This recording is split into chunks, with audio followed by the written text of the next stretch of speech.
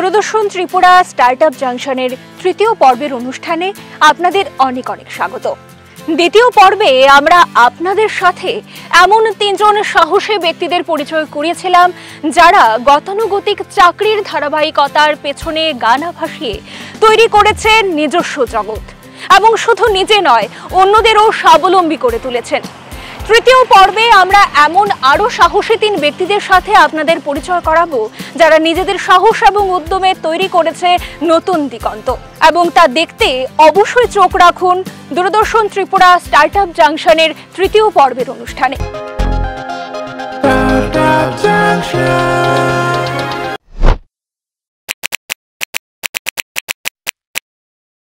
তিনি প্রফেসর হর্ষিত নাথ, বর্তমানে ত্রিপুরা বিশ্ববিদ্যালয়ের কেমিক্যাল ও পলিমার ইঞ্জিনিয়ারিং বিভাগের বিভাগীয় প্রধান। তিনি শিক্ষকতা ও গবেষণার পাশাপাশি এন্টারপ্রেনার হিসাবেও কাজ করেছেন।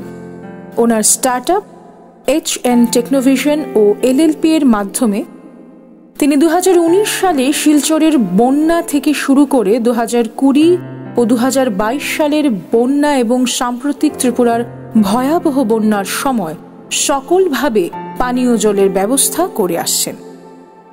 HN টেকনোভিশন LLPর মূল লক্ষ্য হল গ্রামীণ ও প্রত্যন্ত এলাকায় প্রাকৃতিক দুর্যোগের সময় বিশুদ্ধ পানীয় জল পৌঁছে দেওয়া।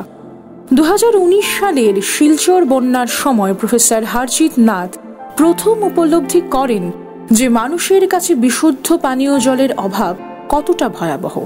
সেই উপলব্ধি তাকে মানুষের সেই সমস্যার সমাধান করবার দিকে অনুপ্রাণিত করে। ওনার স্টার্টআপ ত্রিপুরা সরকারের অধীনে ডাইরেক্টরেট অফ IT দ্বারা স্বীকৃত হয়েছে। এছাড়াও MSME এবং AICTE যুক্তি প্রকল্পের আর্থিক অনুদান সংগ্রহ করেছে। প্রফেসর হর্ষিত নাথ বলেন, এই সরকারি সহযোগিতাগুলো তার এই এন্টারপ্রেনারশিপ যাত্রায় অত্যন্ত গুরুত্বপূর্ণ ভূমিকা পালন করেছে। তিনি এখন পর্যন্ত তার পেটেন্ট করা পোর্টেবল ওয়াটার পিউরিফিকেশন মেশিনের মাধ্যমে প্রায় 50,000 লিটারেরও বেশি বিশুদ্ধ পানীয় জল সরবরাহ করেছেন। বর্তমানে তাদের প্রযুক্তি বিভিন্ন সরকারি সংস্থার মাধ্যমে গৃহীত হচ্ছে ও বহু গ্রামীণ স্কুল ও সম্প্রদায় এতে উপকৃত হচ্ছে। তাদের পণ্যসমূহ WHO এবং BIS মানদণ্ড অনুসারে তৈরি, যা সবচেয়ে ভয়াবহ পরিস্থিতিতেও নিরাপদ পানীয় জল সরবরাহ করতে সক্ষম। প্রফেসর হর্ষিত নাথ বিশ্বাস করেন যে নতুন প্রজন্ম যদি শুধু চাকরির পেছনে না ছুটে ইনোভেশন ও এন্টারপ্রেনারশিপ নিয়ে কাজ করে, তবে তারাই আগামী দিনে সামাজিক এবং অর্থনৈতিক চালিকা শক্তির মূল কাণ্ডারি হিসেবে নিজেদের বাস্তবায়িত করতে পারবে। তিনি আরও বলেন যে জীবনে পরিবর্তন আনতে হলে বড় শহর নয়, ছোট শহর থেকেও বিশ্বমানের প্রযুক্তির জন্ম অত্যন্তভাবে সম্ভব এবং অবশ্যম্ভাবী।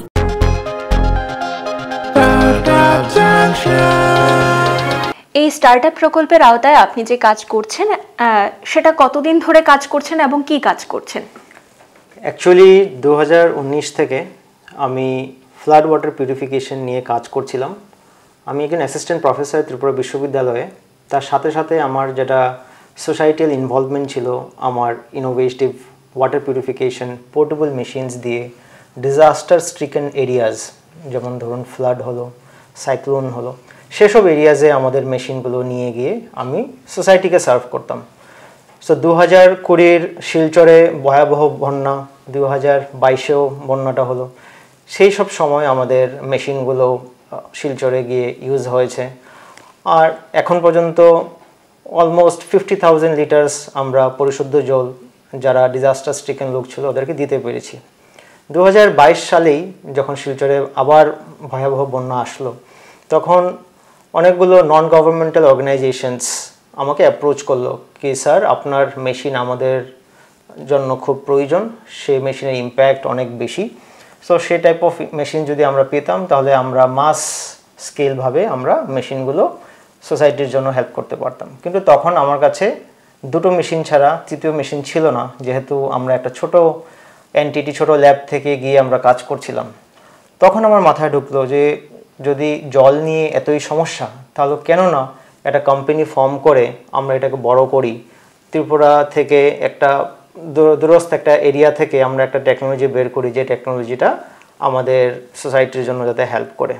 তো সেটা মাথাতে রেখে 2020 সালেই আমি MSME গভর্নমেন্ট অফ ইন্ডিয়াতে একটা প্রপোজাল লিখি, যে প্রপোজালের ভিত্তিতে আমাকে 16 লক্ষ টাকার গ্রান্ট দেওয়া হলো। এখানে আমাদের ত্রিপুরা বিশ্ববিদ্যালয়েরও অবদান ছিল। সেই গ্রান্টে আমাকে দেওয়া হলো সুটকেস ওয়াটার পিউরিফায়ার নামে একটা প্রজেক্টে।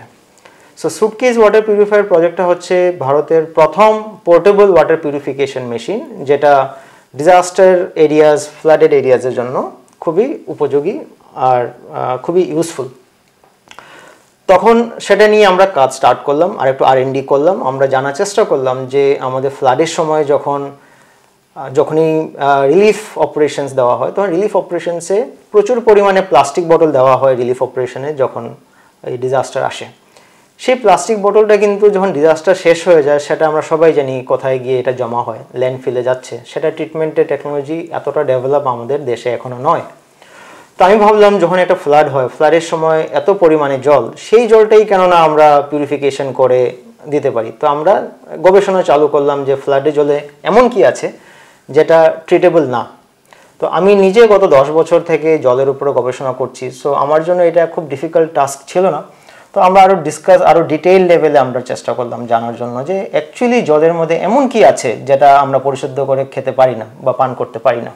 এই স্টার্টআপ প্রকল্পের আওতায় আপনি যে কাজ করছেন, তাতে আপনি নিজে কতটুকু সফলতা অর্জন করতে পেরেছেন বলে মনে করছেন?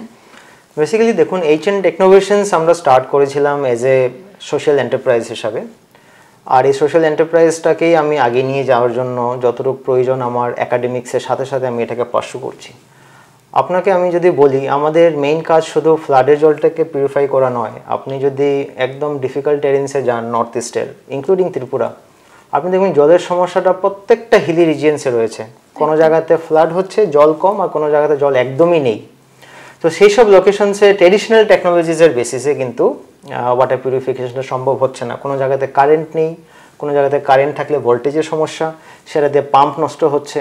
তো অনেক ডিফিকাল্টিজ অ্যান্ড প্রবলেমসগুলো থাকছে, যেটার জন্য এটা এত সাকসেস করা যাচ্ছে না।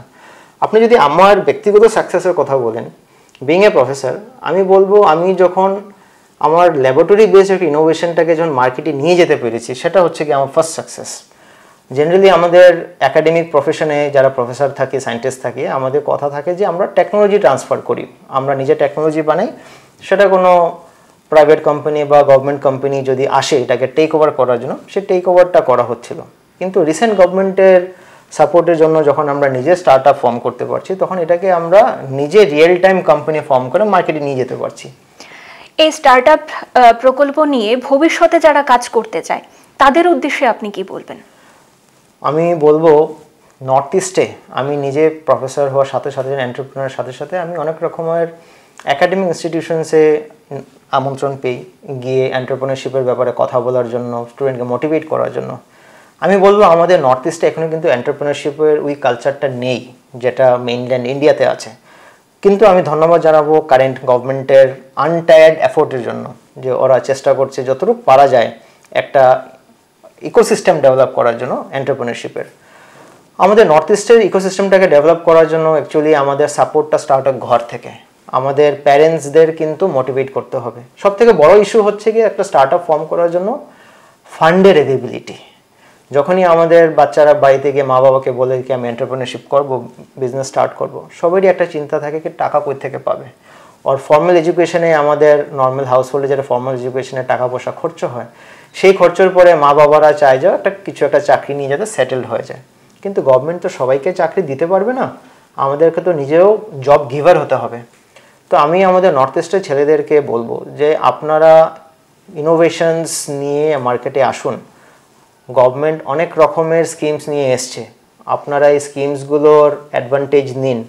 আপনাকে আমি বলতে চাইবো, সবাই কিন্তু যে গ্রান্ট দেয়, গ্রান্টটা কিন্তু আপনার রিটার্ন করতে হয় না, গ্রান্টটা কিন্তু আপনাকে দেওয়া হয় আপনার যেটা আইডিয়া আছে, আইডিয়াটাকে ম্যাটেরিয়ালাইজ করার জন্য।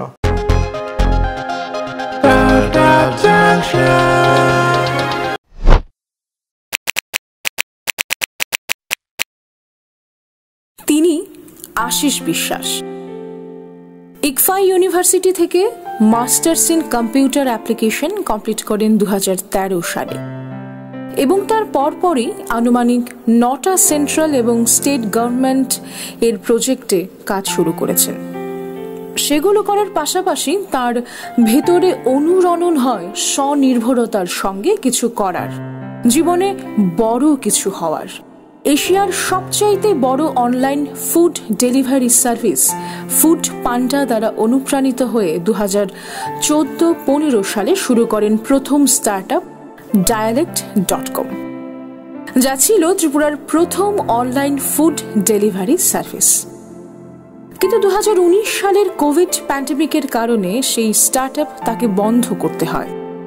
তার পরপরই তার মাথায় আরেকটি স্টার্টআপ এর প্ল্যান ক্লিক করে, যার মূল অনুষঙ্গটি ছিল বিল্ডিং কনস্ট্রাকশনের নিরিখে বিভিন্ন কর্মীদের সংগঠিতকরণ জনিত সমস্যা।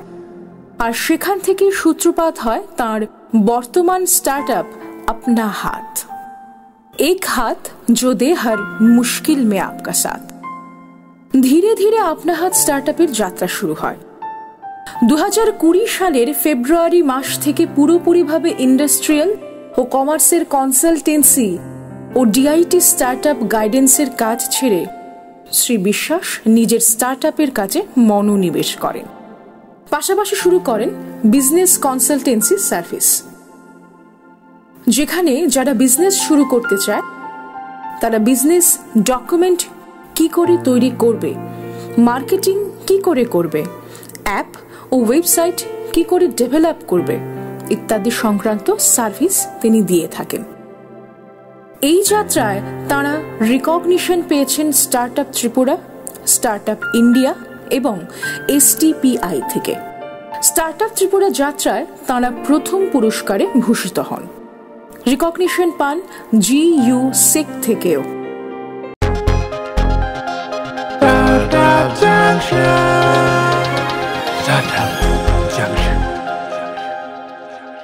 এই যে স্টার্টআপ প্রকল্পের আওতায় আপনি যে কাজ করছেন সেটার বিষয়ে একটু বিস্তারিত আপনি দর্শকদের জানান। বিস্তারিত বলতে গেলে আমরা আমার যে জার্নি পার্সোনালি যদি বলি, আমরা 2016-তে ত্রিপুরার প্রথম অনলাইন ফুড ডেলিভারি সার্ভিস শুরু করি, সুইগি জোম্যাটো আসার অনেক আগে। 2016 থেকে 2019 অবধি আমরা সাকসেসফুলি রান করি, ভালো সাড়া পেয়েছিলাম। কিন্তু দুর্ভাগ্যবশত তখন কোভিড পিরিয়ড শুরু হয়ে যায়, যার কারণে আমরা আর ফার্দার এগোতে পারি না। এবং তখন মার্কেটে জোম্যাটো এবং সুইগির মতো বড় বড় জায়ান্ট প্লেয়াররা চলে আসে। তো তারপরে ইন বিটুইন আমাদের আরেকটা, এবং তখন এই এখন যেমন আমাদের স্টার্টআপ ত্রিপুরা যে মিশন চলছে, আমাদের স্টেট গভর্নমেন্টের যে দারুণ একটা ইনিশিয়েটিভ নিয়েছে, সেসব ছিল না। যদি হয়তোবা ওই ফ্যাসিলিটি আমরা তখন পেতাম বা থাকতো, হয়তোবা ওই স্টার্টআপটাকেও রান করতে পারতাম। তো এনিওয়ে, যা হয় ভালোর জন্যই হয়। তো ইন বিটুইন 2017-তে আমরা আরেকটা স্টার্টআপ প্ল্যান শুরু করি। সেটা কিভাবে, যদি একটু পারমিশন দেন আমি বলতে পারি। অবশ্যই স্যার। 2017-তে আমি তখন কৈলাসহরে আমি জব করি। আমার বাড়িতে আমার ছোট বোন এবং মা রয়েছেন। তো তখন আমি বাড়িতে একটা কনস্ট্রাকশনে কাজ চলাকালীন আমার মাকে পুরোটা কাজ রক্ষণাবেক্ষণ করতে হতো, এবং যারা ওয়ার্কার্স যারা আসতো, তো আমার পক্ষে সেই কাজগুলো দেখা সম্ভব হতো না। তো সেই সময়ে কাজ হয়ে গেলে তারপরে বুঝতে পারতাম, আরে এই কাজটা তো আরও ভালো হতে পারতো, ওয়ার্কার আরও ভালো পেতে পারতাম, বা খুব বাজে কাজ করে বেশি টাকা নিয়ে গেছে। তো এনিওয়ে, তখন একটা ফিলিং এলো যে এই যে সমস্যাটা, এটা তো আমি না, ত্রিপুরা কেন ওয়ার্ল্ডের প্রত্যেকটা মানুষ ফেস করছে। যে ওর হাতের কাছে যে ওয়ার্কারটা আছে তাকে ডাকলো, কাজ করালো, দেখা গেল ও পয়সা বেশি নিচ্ছে এবং কম এক্সপিরিয়েন্স, হোয়ারএজ সে অন্য জায়গা থেকে যে অন্য প্রফেশনাল পেতো, অন্য ওয়ার্কার পেতো, তাহলে কাজটা আরও ভালো হতো, হয়তো বা টাকাটাও একটু কম লাগতে পারতো। তো সেই প্ল্যাটফর্মে দাঁড়িয়ে আমরা ভাবলাম, কেননা আমরা এমন একটা প্ল্যাটফর্ম তৈরি করি যেখানে সব ধরনের সার্ভিস প্রোভাইডাররা, হোক সে ইলেকট্রিশিয়ান, প্লাম্বার, কার্পেন্টার, পুরোহিত, ডাক্তার, ফিজিওথেরাপিস্ট, হোয়াট এভার, এই সব ধরনের সার্ভিস প্রোভাইডাররা যাতে একটা প্ল্যাটফর্মে আসে এবং মানুষ যাতে দেখে পরখ করে রেটিং দেখে, প্রাইস দেখে বেস্ট ওয়ার্কারকে দিয়ে ওনাদের কাজ করাতে পারেন। তো সেই থেকে আমাদের আপনা হাত আমাদের স্টার্ট আপের সূচনা হলো এবং আমরা কয়েকজন ফাউন্ডার মিলে এই স্টার্ট আপটা যাত্রা শুরু করি। আচ্ছা, এই যে স্টার্ট আপ প্রকল্পের আওতায় আপনারা যে কাজ করছেন বা করবেন ভবিষ্যতে, তাতে সরকারের সহায়তা কতটুকু পেয়েছেন? হ্যাঁ, অবশ্যই একটা দারুণ কোয়েশ্চেন করেছেন আপনি। আমরা আমাদের স্টার্ট আপ সবার প্রথমে যেখান থেকে আমরা উৎসাহ পাই, ইকফা ইউনিভার্সিটিতে 2018-তে একটা ইভেন্ট হয় স্টার্ট আপ ইন্ডিয়ার থেকে, সেটা ছিল স্টার্ট আপ যাত্রা। তো ত্রিপুরা স্টার্ট আপ যাত্রা, তো ওখানে আমরা পার্টিসিপেট করি এবং সমগ্র ত্রিপুরাতে আমরা ফার্স্ট হই। তো সেখান থেকে না একটা আলাদা একটা ইন্সপিরেশন এসছে, সামান্য যাই হোক একটা আমরা প্রাইজ মানি পাই। তো সেখান থেকে আমাদের ইন্সপিরেশন আসে এবং তারপরে আমরা স্টার্ট আপ ত্রিপুরার এমন একটা দারুণ পলিসি গভর্নমেন্ট শুরু করেছে স্টেট গভর্নমেন্টকে, তার জন্য আমি অসংখ্য ধন্যবাদ জানাই। শুধু আমরাই না, ত্রিপুরার বহু স্টার্ট আপদের এই স্টার্ট আপ ত্রিপুরা থেকে সাহায্য করা হচ্ছে এবং তারা নিজের যে স্বপ্নটা আছে সেটাকে সফল করতে পারছে, সেটাকে বাস্তবে রূপায়িত করতে পারছে। তো আমরা স্টেট গভর্নমেন্ট থেকে স্টার্ট আপ ত্রিপুরার আন্ডারে আমরা গ্রান্ট পেয়েছি এবং ডিফারেন্ট সেক্টর আছে ওই গ্রান্টেড, সেইগুলোতে আমরা অ্যাপ্লাই করে সেগুলো আমরা পাচ্ছি। পাশাপাশি আমরা software technology park of India, যেটা সেখান থেকেও আমরা সিলেক্টেড হয়েছি এবং সেখান থেকে আমরা গ্রান্টের জন্য এলিজিবল হয়েছি। আচ্ছা, এবারে বলবো যে এই যে স্টার্ট আপ প্রকল্প নিয়ে যারা ভবিষ্যতে কাজ করতে চায় তাদের উদ্দেশ্যে আপনি কি বলবেন? একটা দারুণ কোয়েশ্চেন করেছেন। তো আমি আগেও আপনাকে বলেছি যে আমি আমার নিজের এক্সপিরিয়েন্স থেকে being an start up entrepreneur, তো আমার যে এক্সপিরিয়েন্সটা আছে বা যেই নলেজটুকু আছে সেগুলো আমি সবার সাথে শেয়ার করতে চাইছি এবং যার কারণে আমি এখানে মেন্টরশিপ এবং সাপোর্ট সব কিছুই প্রোভাইড করছি। তো সেখান থেকে আমি একটা জিনিস দেখতে পেরেছি, এটা খুবই মাইনিউট বাট ভেরি ইম্পর্ট্যান্ট একটা ম্যাটার। সেটা হচ্ছে বহু স্টার্ট আপরা, আমি এর আগে একটা কথা বলে রাখি যে স্টার্ট আপ সেক্টরে একটা বাজওয়ার্ড আছে যে 98% আপনার স্টার্ট আপ ফেইল হয়, সাকসেস করতে পারে না। এই যে একটা স্ট্যাটিস্টিক্স, এটা কিন্তু ফিউচার এন্টারপ্রেনারদেরও ভীত করে ফেলে। ওরা ভাবে যে it's very tough, definitely it's tough but it's not impossible. তো এটা অন্য স্টার্ট আপ এন্টারপ্রেনারদেরও ভীষণ ভীত করে ফেলে যে আমি আমার টাকা দেবো, আমার সময় ইনভেস্ট করবো, পকেট খালি করব, তারপরে যদি এটা ফেল হয়ে যায় তাহলে কী করবো। It's a very big question and only for that বহু স্টার্ট আপ এগোচ্ছে না। তো আমি সেক্ষেত্রে বলবো এই মিস্টেকটা বেশিরভাগ স্টার্ট আপই করে, সেটা হচ্ছে আমার মাথায় একটা ভালো আইডিয়া এসছে এবং সেটা নিয়ে আমি নেমে গেলাম, তারপর দেখলাম যে মার্কেটের সিনারিও ডিফারেন্ট, আমার প্রোডাক্টের কোনো ডিমান্ডই নেই, তারপর সেই বিজনেসটা মুখ থুবড়ে পড়ে যায়। তো এখানে ল্যাকিং কোন জিনিসটা, সেটা হচ্ছে যে আমরা মার্কেট স্টাডি করি না। প্রথম একটা আইডিয়া এলো, ডেফিনেটলি সেই আইডিয়া যদি তোমাকে ক্লিক করে ডেফিনেটলি তুমি এটা নিয়ে এগো, কিন্তু এগোনোর কিছু স্টেপস রয়েছে। যেমন প্রথম হচ্ছে যে আমি মার্কেট স্টাডি করবো, whether my product has a demand in the market or not. আমার প্রোডাক্টটা মার্কেটে চলবে কি চলবে না। হ্যাঁ, দেখলাম যে আমার প্রোডাক্ট বা সার্ভিসটা মার্কেটে একটা ডিমান্ড আছে, হ্যাঁ আমি এগোতে পারি। কিন্তু এইবার এই প্রোডাক্টটা মার্কেটে আর কারা প্রোভাইড করছে, মানে কম্পিটিটর কারা রয়েছে, তাদের থেকে আমার যে প্রোডাক্টের প্রাইসটা সেটা কতটা কম আছে বা কিভাবে ওই প্রাইসটাকে আমি কম্পিট করব যে মানুষ আমার থেকে ওই সার্ভিস বা প্রোডাক্টটা কিনবে। ওই অ্যানালাইসিসটুকু করার পরেই যদি দেখো যে হ্যাঁ আমার মার্কেট প্রাইসও আমার ঠিক আছে এবং আমার প্রোডাক্টের ডিমান্ডও আছে, and with that I can provide some extra features or benefits to the customer, then definitely your product will run in the market and customers will definitely buy your product.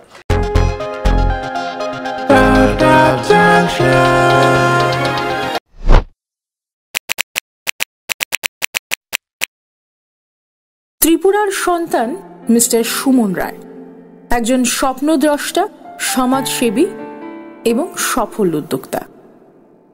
বহু বছরের কঠোর পরিশ্রম, অভিজ্ঞতা এবং দূরদর্শী নেতৃত্বের ফলেই জন্ম নিয়েছে ন্যাচারালিস ওয়াটার অ্যান্ড ব্রেভারেজেস। 2018 সালে আগরতলার অনঙ্গনগর গ্রামে শুরু হয়েছিল এই যাত্রা। প্রকৃতির কোলে স্বচ্ছ জলধারের উৎস থেকে সংগৃহীত পানীয় জল প্রক্রিয়াজাত করে আজ ন্যাচারালিস পৌঁছে দিয়েছে মানুষের হাতে বিশুদ্ধ পানীয়ের নতুন অভিজ্ঞতা। পিওর লাইফ মিনারেল ওয়াটার থেকে শুরু করে পিওর লাইফ প্লাস ক্ষারীয় জল, বাবলস, সোডা, প্রতিটি পণ্যের মধ্যেই রয়েছে বৈজ্ঞানিক মান নিয়ন্ত্রণ ও স্বাস্থ্যের প্রতি প্রতিশ্রুতি। মিস্টার রায়ের পেশাগত জীবন শুরু হয়েছিল টেলিকম ইন্ডাস্ট্রিতে।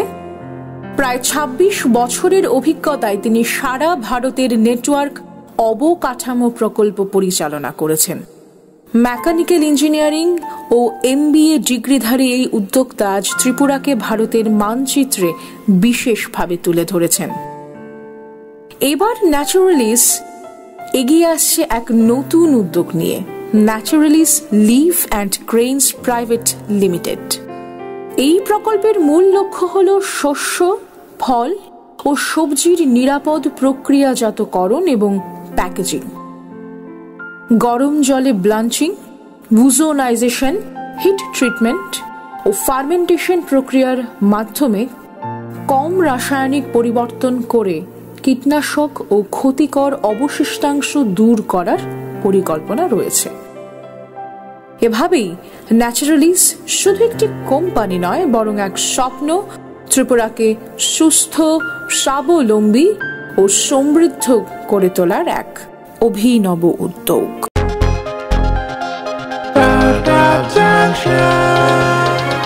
যে এই স্টার্টআপ প্রকল্পের আওতায় আপনি যে কাজগুলো করছেন সেগুলোর ব্যাপারে একটু বিস্তারিত জানতে চাইব। আমি অ্যাকচুয়ালি ত্রিপুরাবাসী, বাইরেই সারা জীবন কেটেছে, তো আমি টেলিকমসের বেসিক্যালি মেনটেন করতাম। এছাড়া আমি ডাইরেক্ট সিভিলিয়ান পয়েন্ট অফ ভিউতে, that is like air force, army, navy, আমাদের ডিফেন্স প্রজেক্টসগুলো, এগুলোকে আমি হ্যান্ডেল করি। আমি এখনও এয়ারফোর্সের আমরা অলরেডি ইন্টারনাল নেটওয়ার্কস যেটাকে বলি আমরা, সেই ডিপার্টমেন্টসে 156 নেটওয়ার্ক সাইটসকে আমরা অ্যাডপ্ট করেছিলাম। আর তাছাড়া in the Pakistan borders, that is all Srinagar area, যেটা বিবি can't and all this things, তো ইন্টারনাল নেটওয়ার্কস এগুলোকে আমরা করেছি। এইবার আমার যেহেতু মাতৃভূমি ত্রিপুরা, আমার জন্ম এখানে, সেই জন্য আমি চেষ্টা করেছি যে এখানের মধ্যে যদি কিছু ডেভেলপমেন্ট আনতে পারি। ওই ডেভেলপমেন্টের সোর্সে আমি প্রথমে চেষ্টা করি, দ্যাট ইজ অবভিয়াসলি আমি কিছু প্লটস অ্যান্ড আদার থিংস আমার স্যালারির পয়সা দিয়ে প্রথমে করি, মানে পারচেস করি। তারপর সবরপাড়া বলে একটা জায়গা আছে, সেই জায়গাটার মধ্যে আমি দেখলাম যে বাচ্চারা স্কুলে যায় না, এখানের মধ্যে শ্রীনগর থানার আন্ডারে পড়ে, তো it is unmanned area kind of thing.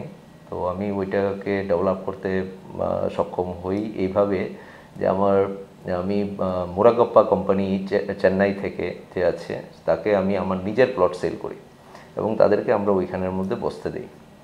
তো এ সাইড আমি নেক্সট প্রসিডিং হয়েছে, যেমন like all the high officials and others যারা নাকি জলটা নিয়ে মানে কনসার্ন এবং টাকাটা মানি মানে বেসিক্যালি ভ্যালু ফর মানি যদি তারা বুঝতে চেষ্টা করে, তখন দেখা যাবে যে তারা রাইট মানি রাইট জায়গাতে তারা ফেলছে। কিন্তু সেই পয়সাটা, সেই ভ্যালুটা দিয়ে যদি তারা খারাপ জিনিসটা কেনে, তাহলে তার মানে there is a problem of the awareness প্রোগ্রামটাকে আমি চাইছি যে ত্রিপুরাতে একটু ডেভেলপড হোক এবং লোকেরা যাতে এই কনসেপ্টে থাকে, দ্যাট ইজ লাইক আমাকে পয়সা খরচ করছি, আমাকে ভালোটা খেতে হবে। কারণ এখানের মধ্যে most of the business I have seen that like patient party, like doctors fees and all this things, এগুলো সবচেয়ে বেশি এখানে লোকেরা অসুস্থ হচ্ছে সবচেয়ে বেশি। হোয়ারএজ এইটা আমার জিওগ্রাফিক্যাল পজিশনে যদি আমি দেখি, দ্যাট ইজ দ্য ত্রিপুরা হচ্ছে একটা এমন একটা স্টেট, যেই স্টেটটার মধ্যে যে আর কি তার টেম্পারেচার এবং humidity and other things everything is normal. সেই জায়গার থেকেও লোকেরা অসুস্থ হচ্ছে কেন? তাহলে তার মানে food automatically comes on to the food. তো আমি ওয়াটার্সের মধ্যে ডেভেলপ করার পরে আমরা অ্যালকালাইন ওয়াটারও আমরা ডেভেলপ করি, ডেভেলপ করার পরে এটা খুব ভালো একটা ওয়াটার, যেটা নাকি কিডনি পেশেন্টরাও খাচ্ছে এবং হাই খাচ্ছে। তো লোকেদের কাছে, আমার ত্রিপুরাবাসীদের কাছে একটাই রিকোয়েস্ট থাকবে, দ্যাট ইজ তারা যাতে ভ্যালু ফর মানি করে, যাতে করে এবং প্রপার কোয়ালিটি অফ প্রোডাক্ট যাতে তারা ইন্ট্রোডিউস করে। যে কাজগুলো করছেন আপনি বললেন, তাতে স্যার সরকারি সহায়তা কতটুকু পেয়েছেন? সরকারি প্রথম যখন জলের কোম্পানিটা যখন আমরা স্টার্ট করি, ন্যাচারালিজ ওয়াটার অ্যান্ড বেভারেজেস, সেই অর্গানাইজেশনে আমরা সাবসিডি পেয়েছি। আমাদের সাবসিডির মধ্যে অনেকটাই 30% I think central and 30% of state আমরা অ্যাভিল করেছি। We are thankful to our team members of DIC, যারা নাকি আমাদেরকে সাংঘাতিক মানে নিজেরা হাতে ধরে করিয়েছে। তার জন্যই এখন তাদের নিউ রিকোয়েস্টে আমরা নেক্সট উন্নতি 24-এ আরেকটা প্রপোজাল আমরা তৈরি করেছি। এটার মধ্যে ন্যাচারালিজ লিভস অ্যান্ড গ্রেইন প্রাইভেট লিমিটেডটা আমরা করছি এখন। We are just filing the all files and all this staff. Bank tank এগুলোর অ্যাক্টিভিটি হয়ে গেছে, এগুলো চলছে। এই স্টার্টআপ প্রকল্প নিয়ে যারা ভবিষ্যতে কাজ করতে চায় তাদের উদ্দেশ্যে কি বলবেন? Very nice question. অ্যাকচুয়ালি এটা আমার চাওয়া নয়, এটা স্টেটেরই চাওয়া। দ্যাট ইজ তারা ইনভেস্টরকে ওয়েলকাম করছে, অনেক করছে, নো ডাউট অন ইট, কিন্তু একটু ম্যাথোডিক্যাল একটু চেঞ্জ করে যদি করে, তো এইখানের মধ্যে কি হয়েছে, আপনি যে কোনো একটা কোম্পানি খুলতে গেলে তার অ্যাসেসরিজ কোম্পানিগুলো ওইএম যেটাকে আমরা বলি সেটার দরকার হয়। এখানের মধ্যে সবচেয়ে বড় নেগেটিভ পয়েন্টস হচ্ছে ওইএম নেই। যেমন আমি যদি একটা গ্লাস বোতল বানাতে যাই, বোতলের মানে প্রোডাক্ট বানাতে যাই, তাহলে আমার বোতলটার মধ্যে আমি যখন সসটা ঢালবো, সেই গ্লাস বোতলটা আসবে কোথার থেকে? And it is a heavy material. As a example, cartoon করতে যাই, তো এই জিনিসগুলো নেই। অ্যাসেসরিজ, বোতল, ক্যাপ আমাকে ক্যালকাটা, দিল্লি এগুলোর থেকে আনতে হচ্ছে। তাহলে কস্টিংটা ইজ এ ম্যাটার করে। আর ট্রান্সপোর্টেশন, সবাই জানে জিওগ্রাফিক্যাল পজিশনে ত্রিপুরা একটু ব্যাকওয়ার্ডের মধ্যে রয়েছে, কিন্তু আগামী দিনে আশা করি মোদিজির যেই প্ল্যানে অলরেডি মানে বাংলাদেশ হয়ে যে রোডটা, এটা যদি খুলে যায় আমাদের জন্য সোনায় সোহাগা হবে, এটা সত্য কথা। তবে হ্যাঁ, প্রজন্ম মানে নতুন এই ত্রিপুরাবাসীরাদেরকেও আমরা রিকোয়েস্ট করব যে ত্রিপুরা স্টেটটা অনেক সুন্দর, কাজেই অনেক কিছুর মধ্যেই প্রজেক্টস করতে পারে এবং দেখতে পারে এবং করে। এটার মধ্যে যে একটা আনন্দ, করার পরে যে কোনো জিনিস একটা বানাতে গেলে যে বানানোর পরের যে আনন্দটা, সেই আনন্দটা উপভোগ করাটা সবচেয়ে ইম্পর্ট্যান্ট।